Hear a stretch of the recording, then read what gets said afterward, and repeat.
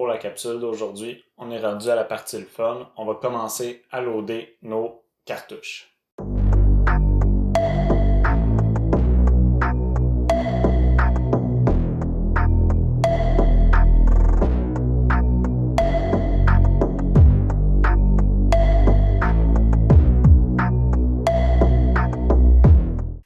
La première étape quand on veut loader, c'est de mettre nos amorces. Avant de commencer, moi j'aime ça que tout mon bench soit préparé.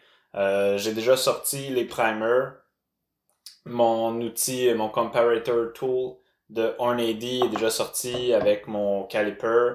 Mes dies sont déjà setés. Mon outil pour setter les primers, mes boulets, ma poudre, mon funnel et les sandouilles qu'on va recharger aujourd'hui. Ma balance électronique est déjà allumée.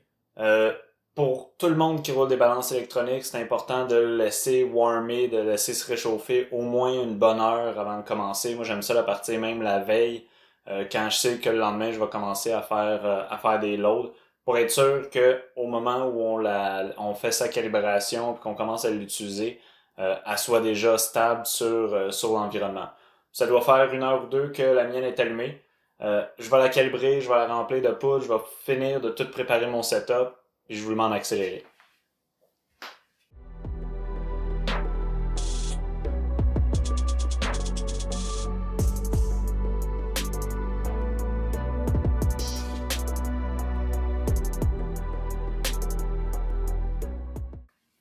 Ok, donc première étape, comme j'ai dit, on va primer.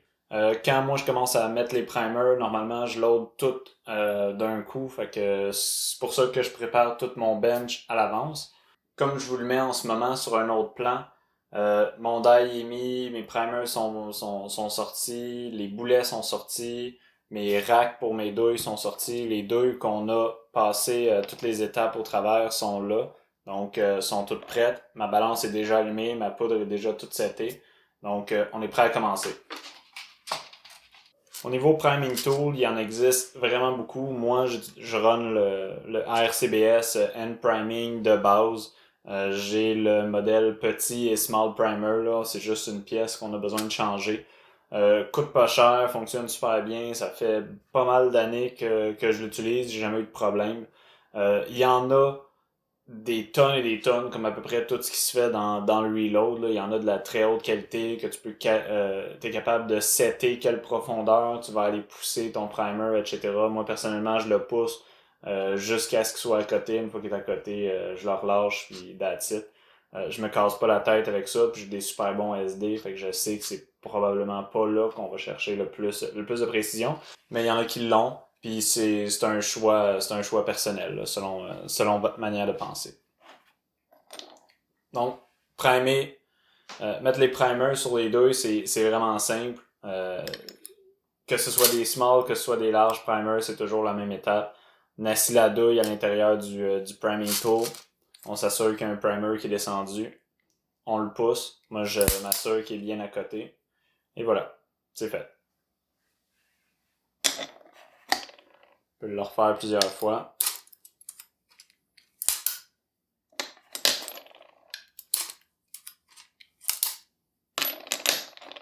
Mettre des primers, c'est vraiment pas une étape qui est ni compliquée, ni difficile, ni n'importe qui est capable de faire ça. Là, on passera pas une heure là-dessus. Ça fait le tour pour ce qui est de mettre un primer. Si vous avez des questions, allez-y, n'hésitez pas. Dans la même vidéo, je vais rajouter aussi tout ce qui est l'ajout de poudre. Fait qu'on continue avec ça. Ok, donc j'ai fini de primer mes 100 douilles. On va en faire juste une centaine aujourd'hui pour l'exemple. Donc, les douilles sont prêtes. La balance, ça doit faire un 3 ou 4 heures qu'elle est allumée, donc elle est prête, elle est en masse prête à être utilisée. J'ai calibré pour être sûr que la charge qui tombe est bonne. Pour ceux qui connaissent la FX120i avec celle-là, c'est la V3. Donc, j'ai le Bluetooth. Je contrôle toutes les pesées par téléphone. Il y a une calibration manuelle du drop, donc du gros de la charge, de combien qu'elle tombe. C'est juste une vis qu'on en rajoute, qu'on en enlève. Donc c'est juste ça que j'ai calibré vite, puis être sûr que le trickler est rempli de poudre aussi, fait que je laisse tourner une couple de secondes avant. Donc maintenant tout est seté. C'est à peu près la même procédure avec les autres balances numériques. C'est-à-dire, il faut l'allumer, il faut le laisser se réchauffer. On lui fait une calibration avec des poids externes. Euh, je pense que je vous l'avais pas mis dans le vidéo, mais bref, faut juste suivre la procédure de votre manuel. Avec le poids externe, on calibre pour être sûr que tout est beau. Puis après ça, bon, ceux qui ont des tricklers, des drops, ces choses-là, faites juste vous assurer que la charge qui va sortir est bonne. Moi, c'est 43 grains de IMR 4451 pour ma recette aujourd'hui. Donc, ma première charge est tombée. Euh, Comment je fais pour garder des traces de mes charges? J'ai un fichier Excel sur un nuage que j'ai accès avec mes téléphones, l'ordinateur, ces choses-là, via mon Gmail, dans lesquels j'enregistre toutes mes recettes. Donc, juste avant que je parte la vidéo, je suis allé sur mon partage. C'est un Drive Folders.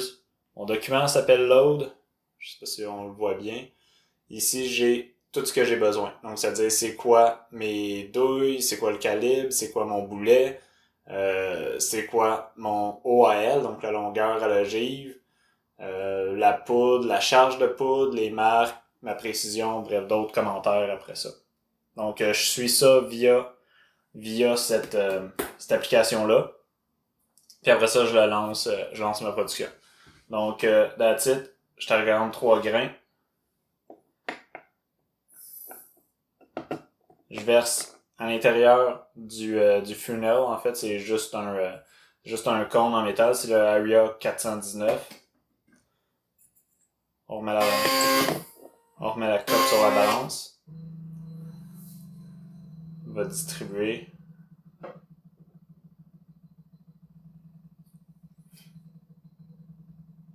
Une des choses que j'aime bien faire, 43 grains. C'est un peu lent aujourd'hui, mais bon.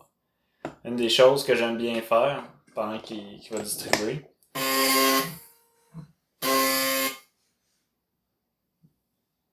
3.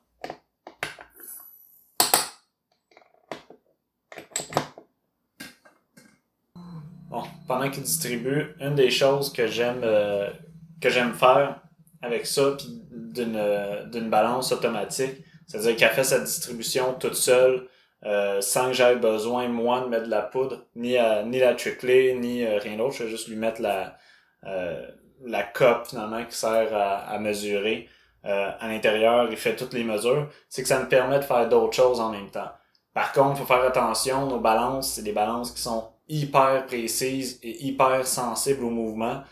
Si vous toussez un peu trop fort, si vous bougez un peu trop vite, la vibration du sol, de la table, puis pour ceux qui sont les plus précises comme la FX, la vibration dans l'air, va venir modifier sa mesure de la charge de poudre. Puis ça va lui donner beaucoup plus de misère à se calibrer puis à faire ses mesures comme il faut. Donc, c'est pour ça que moi, si vous avez remarqué, ma FX, ma balance est sur un autre étage qui est pas le même que le reste de mon bench.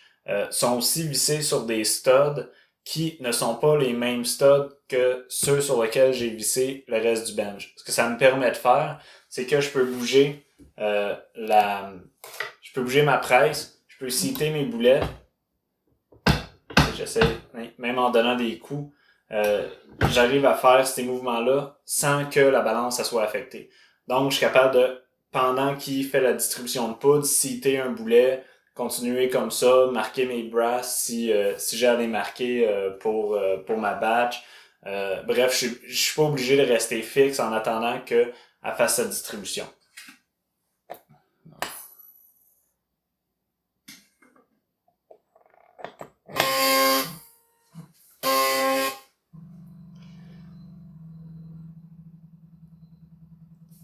Avant de rouler la FX, j'utilisais deux Chargemaster 1500 de RCBS.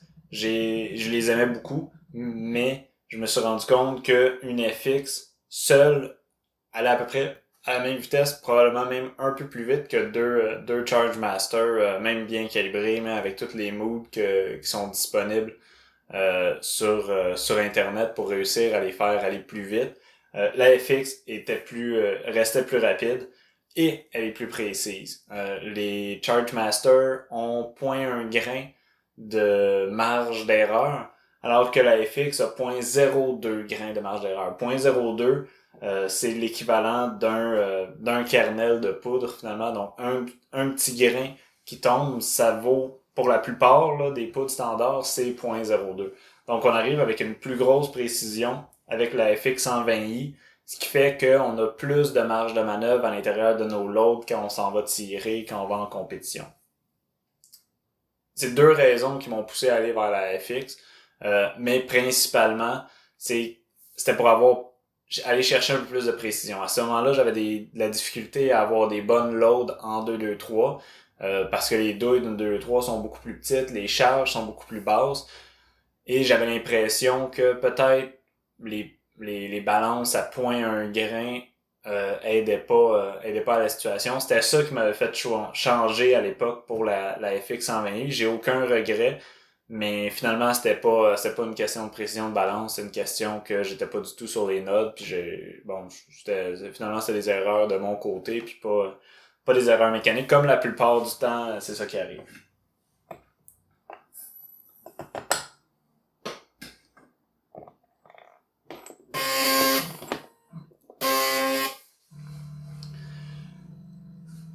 On peut faire une parenthèse intéressante. Moi, en ce moment, j'utilise un funnel, dans le fond, un entonnoir simple là, de Area 419. Il y a des options avec des entonnoirs qui ont ce qu'on appelle un funnel tube, qui est une extension entre le neck de la douille et l'endroit où on va verser les poudres. Plus ton funnel il est long, plus tu arrives à faire rentrer de la poudre à l'intérieur de ta douille sans tomber sur une load compressée. C'est simplement la gravité finalement qui fait que les kernels, quand ils viennent tomber dans le fond, se placent un peu mieux puis se placent un peu plus compact. C'est vraiment euh, c'est vraiment vrai comme histoire. Ça a l'air un peu étrange, mais juste pour donner un exemple, quand je vais commencer à tirer de la 6.5, je tirais des loads quand même assez haut. Je veux pas donner le nombre de grains de poudre parce que je veux pas me faire juger puis je veux pas vous donner des mauvaises idées. Mais c'était un nombre qui était vraiment, vraiment plus élevé que ce que vous allez entendre en règle générale. Si je le versais directement avec un entonnoir comme ça arrivait pratiquement à la hauteur du neck. Donc, quand je voulais citer un boulet à l'intérieur de la presse, il fallait que je tienne le boulet, parce que si je le lâchais, il tombait à cause de la poudre, parce qu'il y avait trop de poudre à l'intérieur. À cette époque-là, quand j'avais fait mes développements de load, j'avais pas de signe de pression, donc je m'étais lancé là-dedans. Puis j'avais monté un drop tube de 4 ou 5 pieds. Donc finalement, je loadais les douilles par terre et je mettais ma poudre à partir d'ici, puis c'était 4 ou 5 pieds. Et ça me permettait de loader les boulets sans compresser. Quand on compresse, mais le scrooch, on entend les kernels écraser les unes contre les autres. Donc ça veut dire qu'on est en charge compressée. Donc, ce qui était une charge très compressée avec avec un funnel standard devenait une charge non compressée avec un drop tube de 4 ou 5 pieds. Donc définitivement ça marche. Il y a d'autres options aussi, par exemple un tumbler. Vous pouvez mettre un tumbler vibrant à côté. Quand vous avez rempli avec la poudre vos douilles, vous accotez votre douille sur le tumbler, puis ça va faire un peu la même chose. Les kernels vont se placer puis combler les espaces vides naturellement ou en fait avec la vibration. Puis à ce moment-là, vous êtes capable d'aller gagner un peu d'espace à l'intérieur de votre douille. Après l'expérience que j'ai eue à faire ces essais-là, je vous dirais que si vous êtes rendu à compresser tant que ça la poudre, vous allez jouer dans la limite de ce qui est sécuritaire. Donc, j'ai arrêté d'utiliser des drop tubes, puis je roule finalement ça de manière standard parce que je me suis rendu compte que c'était pas très sécuritaire de faire ça de cette manière-là. De plus, les je veux dire 50, 100 FPS qu'on va chercher en utilisant ces méthodes-là pour pouvoir rentrer un peu plus de poudre à l'intérieur valent vraiment pas le coup parce que vous allez maganer vos douilles à une vitesse beaucoup, beaucoup plus rapide. Vous allez avoir, moi c'était ça, c'est ça qui avait allumé une coche, des problèmes d'extraction, c'est-à-dire la douille, elle a tellement une load qui est élevée qu'elle reste dans la chambre au moment où vous ouvrez la boîte. Puis ça faut y laisser le temps de refroidir pour réussir à l'éjecter. Donc finalement, utiliser des loads trop compressés ou sur la limite sécuritaire, ça a des problèmes de sécurité. Et au niveau balistique, vous pouvez faire l'essai, vous allez gagner presque rien. Puis je me rappelle l'avoir fait à l'époque, la différence entre une load surcompressée là, qui poussait vraiment beaucoup, puis j'allais chercher un 100 FPS de plus, ça me donnait 0.2 1000 de drop de moins à 1 km. Donc c'est vraiment pas, c'est pratiquement rien là, pour tout le trouble que vous allez vous donner, ça vaut pas la peine. Ça c'est mon opinion personnelle. Vous en faites ce que vous voulez. Je vais pas, je vais pas vous ennuyer en remplissant mes 100 douilles. C'est pas mal ça en gros. Ce qu'il faut savoir pour mettre la poudre à l'intérieur des douilles, il y a vraiment rien de très compliqué ni difficile. Surtout quand on a du bon matériel comme c'est le cas ici, c'est vraiment plus simple puis on sauve beaucoup beaucoup de temps. Mais dans l'ensemble, c'est vraiment ça. Donc je vais pas vous filmer les 102 que je vais remplir. On va se voir à la prochaine étape pour les boulets.